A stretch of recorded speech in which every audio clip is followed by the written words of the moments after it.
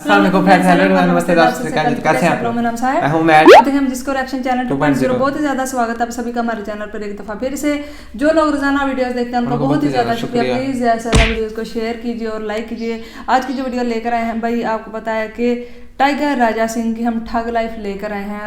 हमने एक दिन इनकी स्पीच सुनी थी तो आप लोगों ने बहुत ज्यादा बोला था कि इनकी और वीडियोस पे रिएक्शन दे, तो बहुत ज्यादा मजा आएगा। प्लीज वीडियो को एंड तक देखिएगा, चैनल को सब्सक्राइब कीजिएगा। तो देखते हैं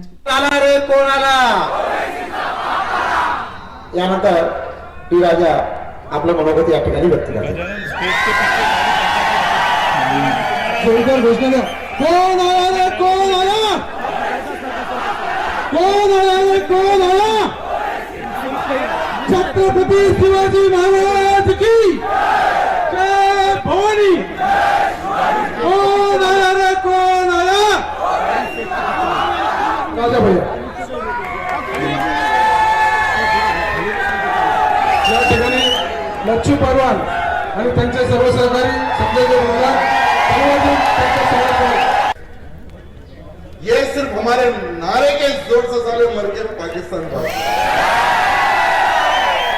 बोलो भारत माता की, भारत माता की, छत्रपति शिवाजी महाराज की, संभाजी राजा की, सीता माता की, जय श्री राम, जय श्री राम। बाप बोलते अब तो तेरा बाप बोलते, बाप बोलते। आया रे आया, कौन आया? तो भाई लोग आप भी कमेंट कर जरूर बता दीजिएगा। राम राज की स्थापना बातों का नहीं होगा। जो राम राज के खिलाफ रहेगा उसको लातों से मार के हमें राम राज की स्थापना करने की आवश्यकता है। और अखंड हिंदू राष्ट्र बातों से नहीं, अखंड हिंदू राष्ट्र बातों से नहीं, हर वो प्रकार से हमें अखंड हिंदू राष्ट्र बनाना है, चाहे इसके लिए प्राण देने पड़े या प्राण लेने पड़े। अखंड हिंदू राष्ट्र, अखंड हिंदू राष्ट्र, अखंड हिंदू राष्ट्र। और जो भी व्यक्ति अखंड हिंदू राष्ट्र के बीच में आएगा उसका नामो निशान, उसका नामो निशान छोड़ेंगे नहीं। अखंड हिंदू राष्ट्र की स्थापना के लिए हर हिंदू अपने घर में हथियार रखना सीखे मेरे भाइयों। आज तुम्हें त्रिशूल दी गई है, 1100 त्रिशूल दी गई है, साथ ही साथ जितने लोगों के हाथ में त्रिशूल नहीं है आप सब लोग भी तलवार खरीदने का काम करें। हर हिंदू के हाथ में तलवार होने की आवश्यकता है। हर हिंदू के हाथ में। आज का हिंदू सुनने वाला नहीं है, फोड़ने वाला हिंदू है। काफी लोग विश्व हिंदू परिषद के अधिकारी गणों से ये निवेदन करना चाहता हूँ कि हर वो नौजवान को AK-47 की शिक्षा भी देने की आवश्यकता है।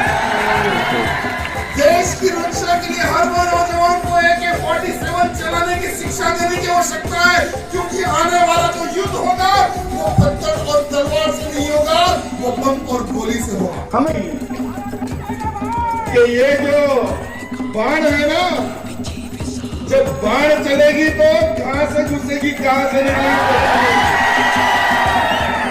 हमें किस धर्म में हमारा जन्म हुआ है? कौन सा धर्म है हमारा? हिंदू धर्म में जिस व्यक्ति का जन्म होता है वो व्यक्ति बहुत ही भाग्यशाली होता है।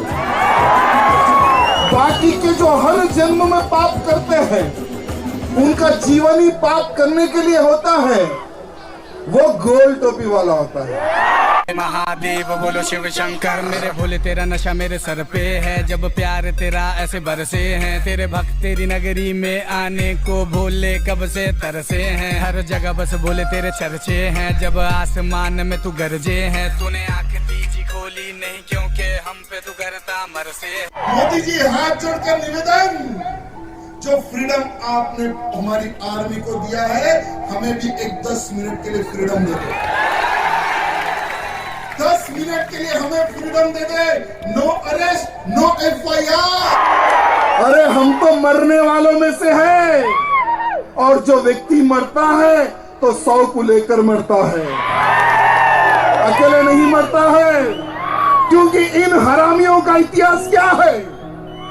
अरे कहां से आए हो, क्या तुमको याद है? अरे हम हिंदुओं की तो सालों तुम औलाद है। अगर आप लोगों को समझ आ चुका है हैदराबाद की जनता दूसरे किस नाम से इन्हें बुलाती है तो कमेंट कर ज़रूर बता दीजिएगा। और अब तक समझ में नहीं आया तो मेरे भाई वीडियो फिर से देखो ध्यान से। इसकी औलाद नहीं है बेटा, बाप है हम तुम्हारे, और बाप बाप होता है और बेटा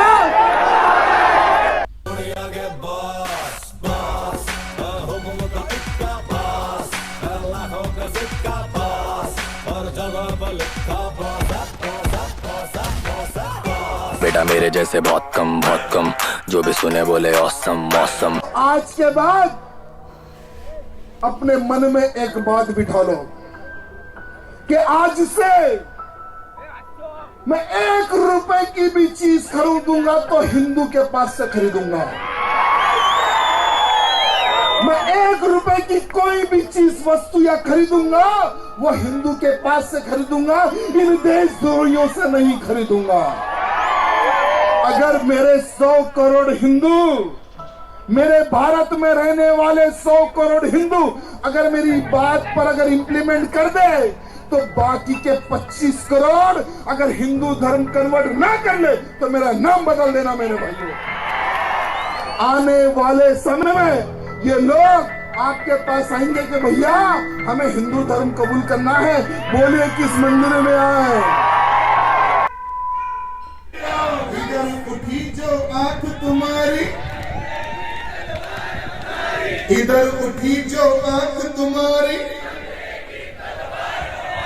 खून से इस धरती को हम नहला देंगे, हम तुझको तेरी औकात बता देंगे। जय श्री राम, जय श्री राम। मैं आपको इनका एक छोटा सा परिचय और दे देता हूँ। ये एक अच्छे सिंगर भी हैं, इसी तरह के इन्होंने कई गाने गा रखे हैं। आप यूट्यूब पे सर्च करेंगे तो मिल जाएंगे। इनका यूट्यूब पे एक चैनल भी है, श्री राम चैनल तेलंगाना, आप सर्च करेंगे तो आपको मिल जाएगा।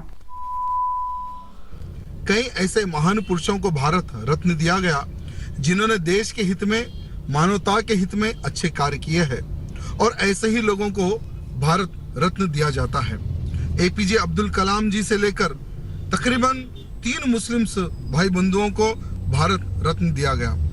क्या तुम्हें तकलीफ है कि तुम्हारे अब्बा को भारत रत्न नहीं मिला था?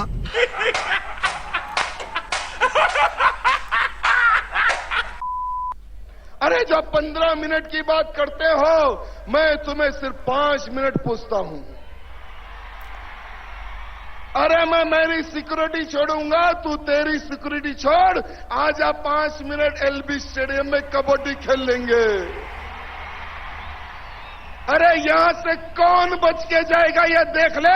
अरे 15 मिनट की टाइम पूछने वाले गद्दार, ये भारत देश हमारा है, और इस भारत देश में जो कोई भी रहना है तो भारत मां की जय और वंदे मातरम गाना ही होगा।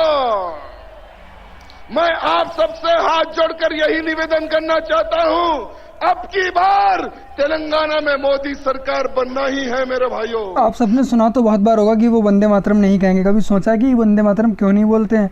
क्योंकि वो अपने अल्लाह और खुदा के सिवा किसी और को पूजनीय नहीं मानते हैं, और हिंदू वहीं अपना माथा फोड़ लेगा मज़ारों पे जाते जाते। उनके लिए अपना मजहब पहले, देश बाद में, और उसके बाद कहते हैं कि हिंदुस्तान किसी का बाप का नहीं। बनेगी तो तेलंगाना का ये 2 लक्ष्य होगा हमारे भारतीय जनता पार्टी का। पहला लक्ष्य होगा विकास का, दूसरा लक्ष्य होगा हैदराबाद का नाम बदलकर भाग्यनगर रखेंगे मेरे भाइयों। अरे जो मुगलों के समय पर, जो निजाम के समय पर, जो कुली कुतुबशाही के समय पर जो हमारे प्राचीन नामों को बदल के जो रखा गया, मैं आपको आश्वासन देना चाहूंगा कि तेलंगाना में हमारी भारतीय जनता पार्टी की सरकार बनेगी। जिन्होंने तेलंगाना के लिए प्राणों का बलिदान दिया, जिन्होंने देश की रक्षा के लिए प्राणों का बलिदान दिया, ऐसे महान वीरों के नाम, इन सभी निजामियों के नाम हटाकर हम रखेंगे। ये मैं आप सबको आश्वासन देना चाहूंगा। एक कुत्ता बोलता है कि मोदी जी हैदराबाद आके बता। अरे मोदी जी एक बार नहीं कई बार आके चले गए, तू कुछ नहीं कर सकता। अरे और एक छोटा कुत्ता कहता है कि जो भी मुख्यमंत्री बनता है हमारे सामने पैर झुकाता है। अरे झुकाते तो होंगे तेरे सामने पैर, लेकिन एक समय ऐसा भी आएगा तुझको हम हमारे पैरों के नीचे रख देंगे, ये भी समय आएगा, देखेगा तू। अरे कभी भी भारत देश को नौजवानों का मत ललकार, जिस दिन भारत के नौजवानों की फिर गई बेटा, तेरे घर में घुस के तेरे को फिरा देंगे। ये थी आज की वीडियो। तो देखा ही आपने राजा सिंह को, मतलब मुझे ना थोड़ा सा है कि देखे इन्होंने बोला कि यहाँ पे आपको पता ही है कि जो इंडिया, वहाँ पे बहुत ज़्यादा मुस्लिम्स भी रहते हैं और बहुत ज़्यादा दूसरी कम्युनिटी सिख भी रहते हैं और बहुत ज़्यादा, और ये इस नाम से मशहूर है इंडिया कि भाई वहाँ पे जितने भी मज़हब के लोग रहते हैं सबको इक्वल राइट्स दिए जाते हैं वहाँ पे। मतलब वो एक सिर्फ ऐसा देश है, क्योंकि हम दुनिया में कहीं पे भी घूम फिर के देख लेना तो हर जगह पे हमें कहीं पे क्रिश्चियन देखने में ज्यादा मिलेंगे। एक कंट्री हम यूरोप का कोई देख लेते हैं, वहाँ पे हमें वो मिलेंगे देखने में। पाकिस्तान देखते हैं, यहाँ पे आपको मुस्लिम मिलेंगे। अरब में जाते हैं, वहाँ पे भी आपको मुस्लिम ही ज्यादातर मिलेंगे। लेकिन इंडिया एक वाहिद ऐसा कंट्री है जहाँ पे सब लोग मिलजुल के, तो इस नाम से बहुत ज्यादा ना लोग अट्रैक्ट होके जाते हैं कि वहाँ पे बहुत ज्यादा राइट्स दिए जाते हैं, बहुत ज्यादा। और वैसे इंडिया में ज्यादातर तो तादाद जो है वो हिंदुओं की है, हिंदू ज्यादा है, बाद में मुस्लिम आते हैं, फिर दूसरी कम्युनिटीज आती है। तो देखिए अगर ऐसी स्पीच में एक बात है, आप देखें कि एक एमएलए होकर बीजेपी के वो बता रहे थे एमएलए हैं, तो वो आपको पता है इन स्पीचों से कहीं ना कहीं नफरत जरूर पैदा होती है। फिर हमने पीएम मोदी जो उनको कभी या किसी और एमएलए की कभी नहीं सुनी, नहीं सुना कि उन्होंने कभी भी ऐसी कोई स्पीच दी हो जिससे वो बोलते हो कि यार हम इस कंट्री में सिर्फ जो हिंदू हैं उनको ही मतलब होगा। तो वो यही कह रहे हैं, ये तो यही बोला है कि भाई हमारे जो कंट्री में जितने भी लोग हैं सबको एक जैसे इक्वल राइट्स दिए जाएंगे। कि ये खास जाहिर हो रहा था, वो यही कह रहे थे कि हम सबको हिंदुइज्म में कन्वर्ट करने की कोशिश करेंगे। तो देखें अगर आप डेमोक्रेटिक एक मुल्क कहते हैं तो फिर उसका मतलब तो ये होता है कि जिसकी जोड़ आए है वो मजहब अपनाएगा, आप किसी पर किसी किस्म का दबाव नहीं डाल सकते। तो ऐसी स्पीच से मुझे लगता है, देखें आपको पता माशरे का निजाम जो होता है वो खराब हो जाता है। वो एक साइड पे यही कह रहे हैं कि तलवार पकड़ो साहब, अपने घरों में रखो, लेकिन हमने आज ही एक इंटरव्यू देखा था जिसमें एक मुसलमान थे, उन्होंने काफी अच्छा इंटरव्यू दिया। उन्होंने जैसे कि उन्होंने बोला कि एक मुस्लिम होता है वो सबसे पहले मतलब अपने कंट्री को नहीं अपने मजहब को रखता है। तो उन्होंने बोला कि मैं यहाँ इंडिया में रहता हूँ तो मैं मेरे लिए सबसे पहले मेरा कंट्री है, फिर मेरा मजहब है मेरे लिए। तो उनके ही जुबान से हमने ये सुना था चीज।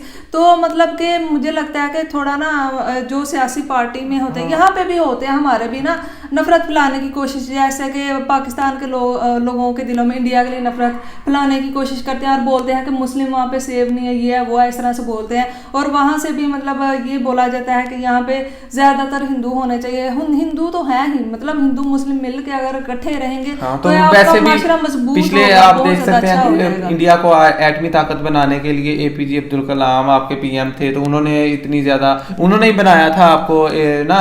तो ये एक मुस्लिम थे। तो अगर आप इन चीजों में पड़ जाएंगे ना तो फिर मामला बहुत दूर चले जाएंगे और इसमें किसी का फायदा नहीं है। जो हिंदू है मुस्लिम है सबने मिलकर हमेशा एक काम किया। ये नहीं है कि मतलब किसी एक बंदे ने अपने आप को अलग समझा। उन्होंने हमेशा अपने कंट्री को आगे रख के अपने मजहब को मतलब एक साइड पे, क्योंकि हर चीज में मजहब को घुसाना जरूरी नहीं होता। जब आप सियासत कर रहे होते हैं तो वो आप सियासत में सिर्फ ये होता है कि आप अपने कंट्री के लिए बेहतर निजाम कैसे ला सकते हैं, वो इन चीजों पे फोकस करना चाहिए। तो ये इनकी वीडियो थी, आपको कैसी लगी? मैं भी हमारी बातों से इख्तिलाफ होगा, लेकिन जो बात देखें कि सही है ना वो ही करनी चाहिए। अगर हमारा तो काम यही है कि हम दोनों कंट्रीज के दरमियान जो हमारा वो पैदा करें, और जो मतलब मुस्लिम हिंदू जो पैदा होता रहता है ये खत्म हो के तो दोनों जो है ना एक बनकर रहे, भाई बहन बनकर रहे, तो यही अच्छा भाई बनकर रहे बिल्कुल। तो ये काफी कैसी लगी आपको वीडियो प्लीज बताइएगा और चैनल को सब्सक्राइब कीजिएगा। फिर मिलते हैं एक और वीडियो में। Thank you.